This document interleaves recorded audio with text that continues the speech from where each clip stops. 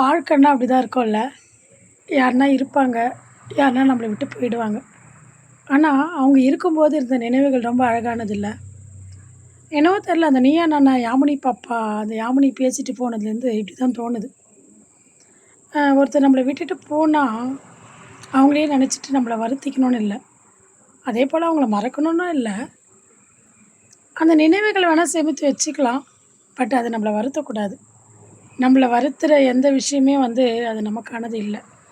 உலகம் வந்து ஒருத்தருக்காக சுருங்கிடக்கூடாதுங்க. நீ நியாயமா இருந்த, யாமினிக்கு சொல்ல வர்றது ஒண்ணு தான். நீ நியாயமா இருந்த, நீயே ரிக்ரெட்டும் பண்ற. நீயே டாக்ஸிக்குன்னு ஃபீலும் பண்ற. அந்த அளவுக்கு உன்ன ஃபீல் பண்ண வச்சிருக்கு. நீ ஏன் டாக்ஸிக்கா நெனைக்கிற? உனக்கு வந்து அவங்க முதல்லயே ரெஸ்பான்ஸ் குடுத்துருந்தா, நீ அத்தன வாட்டி பண்ணியிருக்க மாட்ட. உண்மையா நெறைய ஸ்டூடண்ட்ஸ நான் பார்க்குறேன். ஜிபேலலாம் போயிட்டு பேசுவாங்க. ஏன்னா, அத்தன இடத்துலயும் அவங்க பிளாக் பண்ணியிருக்காங்க. ஏதோ சமூக வலைத்தளங்கள்ல ஒரு வழி தேடுறாங்க. ஒரு ஒரு ஒரு மெசேஜாச்சு பார்த்துற மாட்டாங்களா? எப்படின்னா இது மாறிடாதா? அப்படின்னு சொல்லிட்டு. அதனால யாமினி நீ டாக்ஸிக்கெல்லாம் கிடையாது.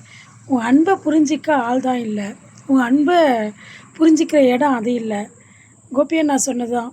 World is yours. வெளிய வா. இந்த உலகம் பெரிசு. உன்ன நீ நேசி. உனக்கானவர்களை நீ நேசி. கண்ல கண்ணீர் விடாத. கண்ல ஏக்கம் தெரியுது. அந்த ஏக்கம் மாறி, உனக்கு ஒரு நல்ல வாழ்க்கை அமைய வாழ்த்துக்கள்.